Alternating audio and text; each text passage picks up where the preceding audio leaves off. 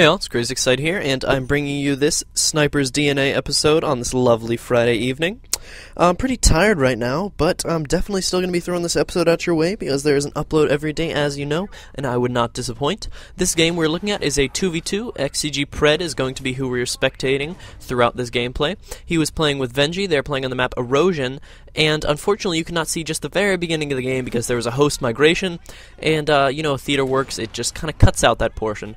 So without further ado, let's just go ahead and jump into this. So as you can see, Pred and Venji have taken B flag and C flag as well. A lot of people would question this decision, as A and C seem like the most viable options, as they are the closest together, easier to protect when you just have two people. One can hang out on each, and it's very easy transition through marble to go help out and protect the other flag. But what you're gaining from this sort of setup when you have something like C and B is they're going to be spawning at A, and their mentality then is going to be to rush to C, as it's a lot longer to get to B, and that seems like kind of a secondary thought at that point.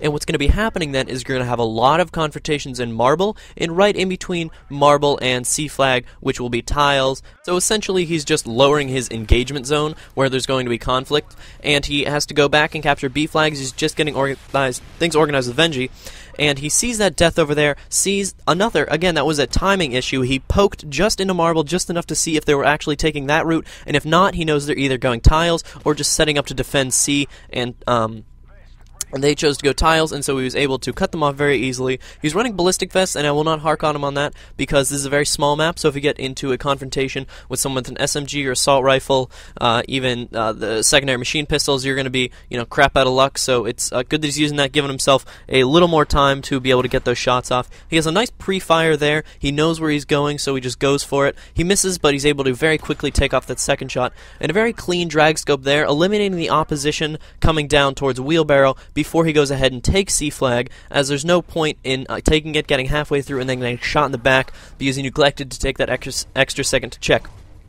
So now he's just checking that back route again because he sees that that's where his enemies come from before, and he doesn't know if that's where he's going to be, because as he just captured C, they wouldn't necessarily spawn at A yet, because, like I said, he didn't actually have that flag. Now that's a very nice head glitch spot up there, as the really only way they can get to C flag, now they're going to be spawning at A, is right coming through marble, because they're probably not going to think of going below, and watching this gameplay, you're going to notice that a lot. They're coming tiles, they're coming marble, and he is just slaughtering them. Just every time they come through here, he has such great control of this choke point. This is an excellent choke point, and he's really just dominating the area.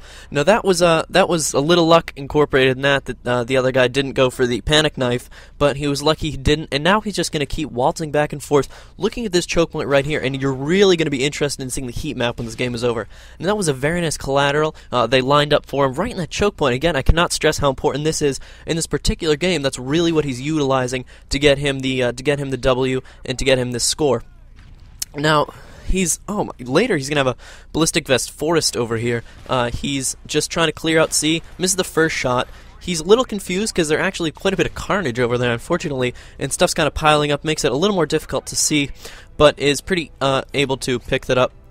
Give himself a ballistic vest, and he hears the guy there, so he doesn't go and try to take it immediately, which is smart, but then calls it out to Venji. Venji takes care of it. He gets time to grab a vest, and he's enjoying this position back here. Oh my, I just giggle like a little schoolgirl every time I see one of those. For some reason, throwing knives, just the little thwack sound they make, it's almost intoxicating for me.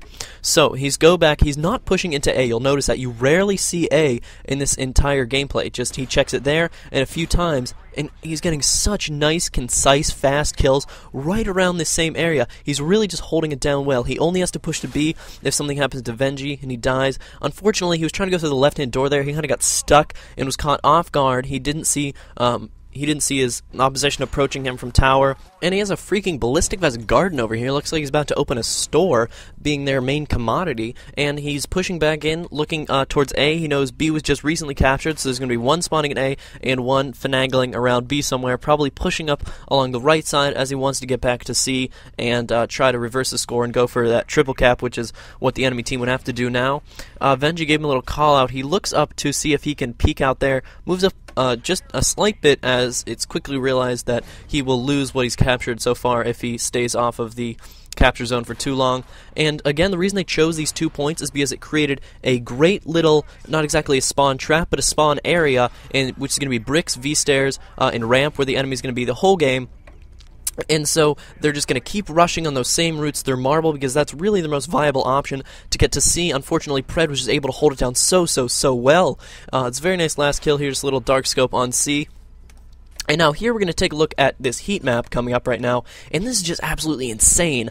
What I've highlighted in orange, a little to the left, those are all the kills that Pred was getting. You can see them scattered somewhere else through the map, but the 3 flags pointed out there, and holy crap, look at that choke point. Look how amazing that worked for him. He just hung out in C and was able to pick up so many kills and play so effectively protecting that flag just because of that little area there and the crux of tiles and the exit to behind Marble when they needed to get, they needed to push into C, but as you can see, there aren't really any deaths actually around the C flag as they always hung out around that back wall, really providing him with a nice head glitch near wheelbarrow he was able to use.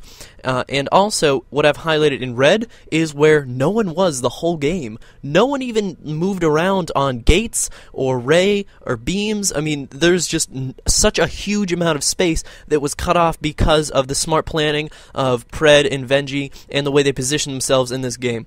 So kudos to them. He really has some sniper DNA in his genes.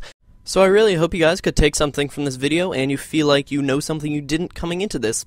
This was some great gameplay from XCG Pred, but remember guys, if you have any great sniper gameplay yourself, just let me know on YouTube. I will take a look at it and you may be able to be featured in one of our videos. So if you're enjoying the content that I'm bringing you, HD daily uploads of various varieties, although that sounds redundant, I would still appreciate a like and a subscription. That would really help us out a lot. Also leave in the comments anything new you would like to see that we're not already doing.